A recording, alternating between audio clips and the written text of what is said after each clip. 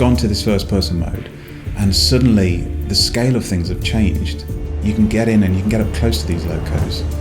We need to try and make that player feel fully immersed in the world. We realised very early on that this is a completely different ballgame. How are we going to do this to this kind of level of fidelity? How are we going to do this over a 70-mile, 100-mile route?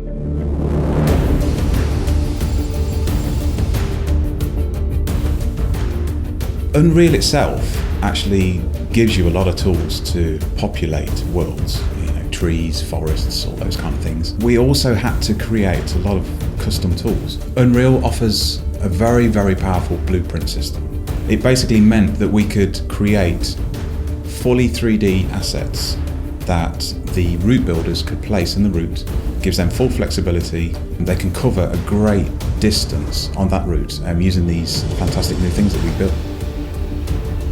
We've been using a tool called SpeedTree. It allows us to create trees and foliage and bushes and everything from scratch. So we were able to say, create a trunk, add branches to that, add leaves in a couple of steps, even down to wind. We can go in and fine tune the wind to work within the route, which then ties into our time of day system. So as the world gets more windy, the trees move more.